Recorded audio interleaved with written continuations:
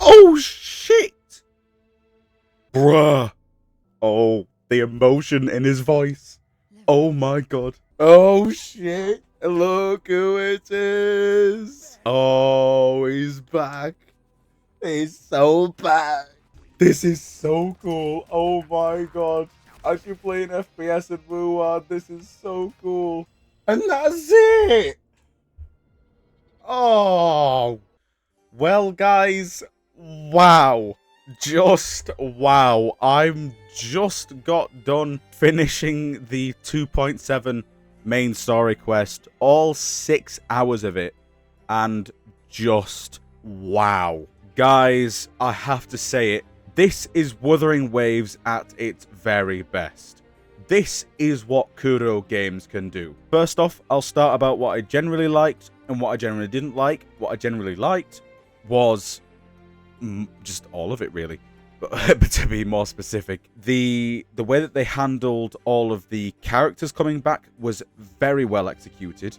The way that they handled the sort of how long it was, because I feel like it can be very easy to do bad when your quest is 6 hours long. Granted, there's 2 acts. You've got 2 acts, 3 hours each, roughly. It can be quite hard to do that, but they did really well, I think, because they segmented it off very well, like they have with previous sort of main story quests, like double acts.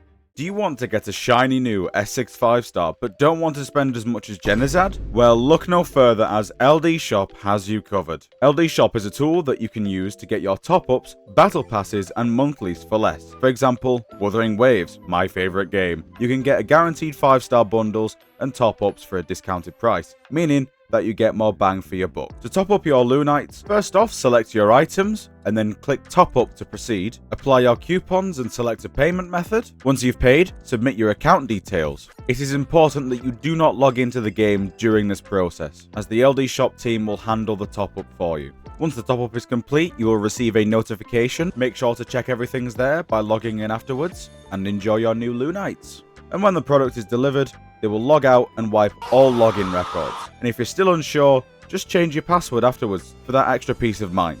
And if you're an avid spender, for future purchases, you can always bind your Kuro Games account to your LD Shop account for more convenient top-ups. And just for you guys, newly registered users using my link in the description can receive a massive 15% off coupon with no minimum spend. And it wouldn't be personal if I didn't chuck in a cheeky 5% off bonus when you use my link as well. This means that you can save up to $50 on your Wuthering Waves top-ups. $50! For all my aspiring whales out there, if you spend $80 or more in a month, you can claim a free Lunite subscription. How generous. Just be sure to claim it on the home page if you're eligible. Once again, if you are looking for a secure and reliable way to top up using your Wuthering Waves account for less, use my link in the description and use LD Shop. Now, back to your regularly scheduled programming. Another thing that I liked was how quick we got into the story. Like, you could literally skip 10 minutes, like if you were in a playthrough video, for example.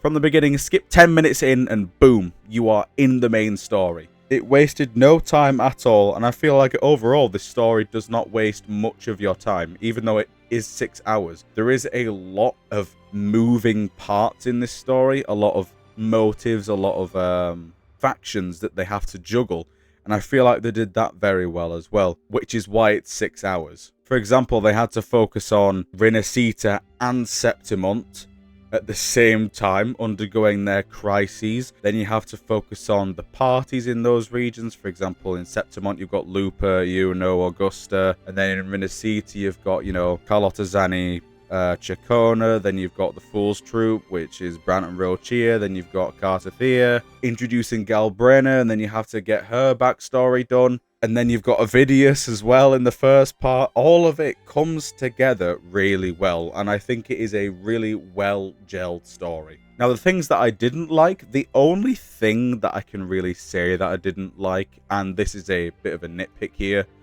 was, if you've played the story, you'll know what I mean, but they are these pre-rendered cutscenes of the characters speaking to make the story to make the story feel more alive. They rendered it in Chinese lip syncing, Now, this is why I'm saying it's nitpicking, because at the end of the day, it didn't really bother me that much, but I feel like it just ruins the immersion slightly. Like, I do watch characters' lips when they talk, you know, because that's what you're supposed to do. So when I watch the lips and, you know, it's all out of sync, because obviously Chinese does not sync up to English very well, it does become a bit jarring, but I just learnt to read the subtitles.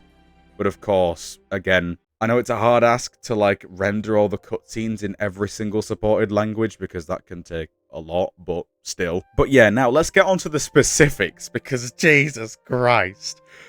Guys, Cartathea gets basically killed in the first 10 minutes. It's crazy. It's absolutely crazy. I didn't think Galbrina was gonna do it, and then she just topped him off like it was nothing. But in all seriousness, though, wow. I mean, obviously, she does get brought back, but, you know, still, good shock factor, I suppose. Another thing that I also thought was very cool was Avidia sacrificing himself. I actually started to like him. I actually started to like his character. We've only known him for 2 patches, but I just started to like his character. So, you know what? I'm satisfied with the way he went out, because of course, you know, he sort of had this sort of gimmick about defying destiny, which is what we've seen a lot recently. We've seen a lot of sort of this commentary on, are your choices really your own if they're all predetermined by fate? Can you defy fate? All that stuff with the Uno, for example. And then Avidius gets that as well. But I feel like they did his character justice. Another thing I really liked was actually seeing all of the Fraxidus. That was really good. For Alova, we kind of get a reason as to why she's back, although we don't know how she's back. Which is, I guess, it just like, hang on a minute. Why is she back? Well, not why is she back, how is she back? We know why. We know why. At the very end, you know why. And the Grand Architect finally reveals himself, and the dude is menacing, to say the least. I mean, the dude has the most special accent in this game. Like, this is my accent, like a strong, very strong, like almost comical. Like, it's crazy. It's crazy. Cristoforo, Scar, top tier voice acting. I mean, across the board, top tier voice acting as well. I'm so impressed with the jobs that they've done. And moving on to the final fight and the cutscene. Oh, Jesus Christ. I have nothing but praise for how they did this.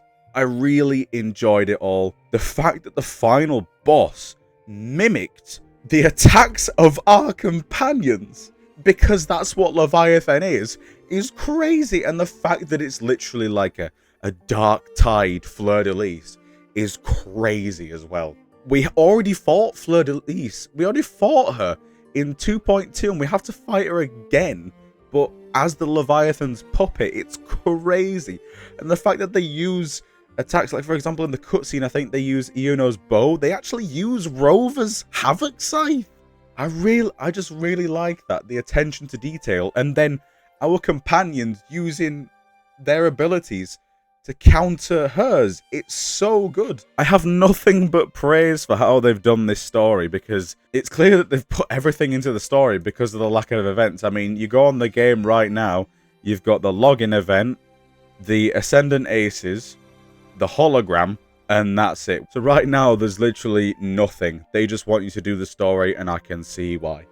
Another thing that I wanted to touch on was the introduction of Chu Yuan. This dude is an absolute chad. I'm usually not like the biggest fan of male characters. Like, when was the last time I pulled a male character? Do I even have a male character in my locker? The only male character I have is Male Rover and Zhang Liao. That's literally it for 5 stars. And of course, standard, but you know, you lose your 50/50s for those. Chu Yuan is so cool. His kit is so cool because you get to try him out. The fact that he's just there with his own motives, but he just ends up helping anyways, I find is actually very funny. Because yeah, I'll help you out, but I'm here for something else. I'm here for Scar. And I do believe that we have a story with him in Phase 2. So that's good as well. We'll get to know him a bit more, because we didn't see him that much. Obviously, it was more Galbrina focused than it was for him. But yeah, all in all, guys, I'm going to have to just wrap this up and give this story. I believe I gave the Frolova story a 9.8 out of 10. This is slightly reactionary, but compared to the Frolova story, I'm going to have to give this story a 10 out of 10. I feel like everything was just really good. And I know I said I'd never give a 10 out of 10, but the way they did everything, the way it got me feeling, the way, you know, everything came into place, it all just really worked. Now I'm going to do a section, because this is the end of Renacita now, I'm going to do a section of what I want to see. What I want to see going forward is more character interactions like the one we got in this update, because it's clear that they can do it. They are very capable of doing it. So I want to see more of that, because it really makes just the world and the story feel much, much more alive. Like, hell, we got Calcharo showing up out of fucking nowhere. It was so random, but it was so cool, because Calcharo is literally the meme. The dude is just in the game, and he just exists in the game, but he just appears sometimes. Like, he just appeared randomly in the anniversary and then dipped again. But yeah, I do want to see more character interactions like the ones we got in this update. Obviously not to the scale, because clearly this is meant for the big finale stuff. But yeah, I do want to see that in going ahead in the future. Again, harkening back to what I said previously in the video, was also the English renders of the cutscenes. I doubt that will ever happen. But, you know, that's just a little icing on the cake. And I suppose the cherry on top would be maybe teasers for what's happening next. We did get a teaser for the next region, which is Lahai Roy, I believe. Not to be confused with the Kid Leroy. It's called Lahai Roy. Now, I'm not sure what that is, but we had it name dropped twice, I believe. So that is the next region. But we didn't get any Chisa. We didn't get any Chisa. Where's Chisa? But yes, thank you all so much for tuning in. Have you played the story? What is your rating? What do you think it can do better? Because obviously, I think my 10 out of 10, some people are going to disagree with that. And I'd like to see why. I would like to see why you disagree with that. You know, personal gripes and stuff like that. See what I can gauge from you guys. But yes, I'll see you all in the next video. Goodbye for now.